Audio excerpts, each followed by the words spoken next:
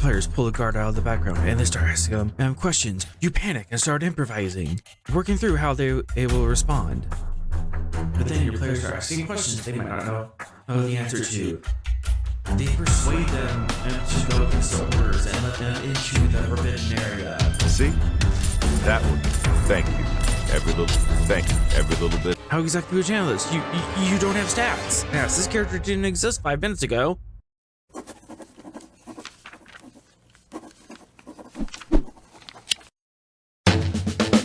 Hello everyone and welcome to the library. I am the author and I am a storyteller of all formats. I recently saw a video by a D&D YouTuber called Dungeon Craft, linked here, and he was talking about how to blind roll E20s and being able to fudge and eyeball all the system and figure out how well an NPC does based on their proficiency level. I got him! Great kid! Don't get cocky! This is a great skill for any system and something that you should figure out how to do no matter what game you're playing. Hello. Do you want to play a game? However, his advice was specifically made for D&D and the 1d20 system. As you know, I play a Star Trek Adventures from Modifius, and that is a 2d20 system. And we turn our dice on our head, and we actually crit on a 1, and we complicate on a 20.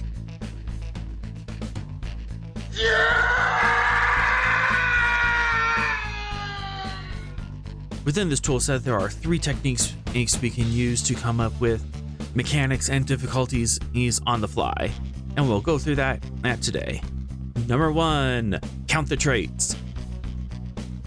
Traits are unique to the 2d20 system, and they give mechanical weight to the narrative story. A trait can do 4 possible things. They can make a task possible, impossible, or harder or easier. An example of a trait can be darkness. If you are searching for something in the darkness, obviously that will make searching for something more difficult. But if you're attempting to hide, darkness now becomes a positive and it makes it easier to hide in the darkness. But it also makes it more difficult to detect gazebos within the dark. If the traits inherent within the scene and within the NPC, you can create the difficulty on the fly based on what's happening in the situation. The base difficulty for anything you do in the 2d20 system is base difficulty 2, so you can adjust from there depending on what's going on.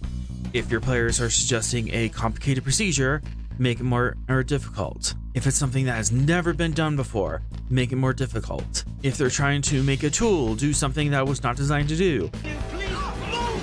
This is a big problem in the Russian space station! Because I don't want to stay here anymore!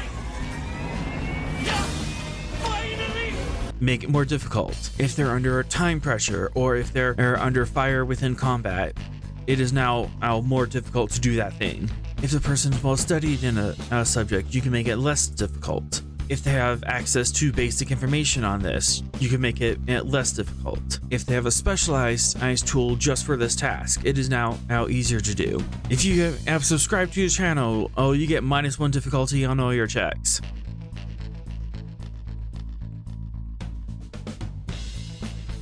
You can adjust the difficulty up or down based on what traits that NPC brings to the situation, such as if they are Romulan, then they are very regimented and very loyal. Thus, any check to get them to betray their loyalties would be at increased difficulty. Same thing with Klingons. Nausicaans, on the other hand, are very easy to buy off, so it actually might be less difficult to persuade them. You can also have traits based on how well trained these guys are. If they are true military officers, it'll be more difficult to persuade them to break their task. But if they're just hired mercenaries, it might be easier to do so. And remember, a trait doesn't necessarily have to increase the difficulty. You can also use it to increase the complication range.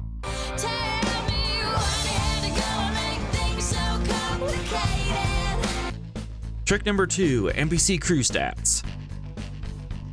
Now, sometimes you don't have the energy or the bandwidth to make up stats for every single person your players might come up against, and the situation might call specifically for a contested role, especially if we're getting into combat. One thing you can do is you can reference the NPC crew stats chart on page 225 of the core rulebook or page 209 of the Rules Digest. There's a table that gives the base stats for an NPC crew. This is intended to be used for ship combat, but it doesn't have to be for an entire crew of people. And stats you can pull from depending on how proficient the NPC is at different skills. And you know how this works. The first number is the attribute, the second number is the discipline, and the discipline is always assumed to have a focus, just to keep things simple. When an NPC goes to make a roll, grab one of these numbers based on how proficient the NPC is at that specific task. If it is a role that is not within their wheelhouse, or if they're an untrained civilian, use the basic roll. If they're moderately trained, use proficient. If this is a major NPC and it is within their wheel set, use the talented level. And if this is their specialty and they're highly trained, use proficient. And this doesn't have to be for every role this NPC makes. If a diplomat gets into combat, then they're not going to be using the exceptional talent like they would if they were trying to talk their way out. Instead, a highly trained diplomat will probably use the basic or the proficient tier. And number 3, spend threat. Sometimes you can't be sure how much effort a NPC is going to make towards not getting bamboozled or defeated in a fight. That's where our threat comes in. Your players can tell you how much effort the NPCs are going to put into a fight. So, as with everything, you can spend 2 threat to increase the complication range or the difficulty of any task presented to your players. And from there, you can build up a set difficulty of a task instead of having a directly opposed roll. So if you happen to have a lot of threat, which some of us know very well how that feels like, and your players come up to your guard and attempt to persuade them to let them into the secure warehouse, you can spend a bunch of threat and make a difficulty 4 task as to allow them into the warehouse based on the needs of the story and the general flow of the game.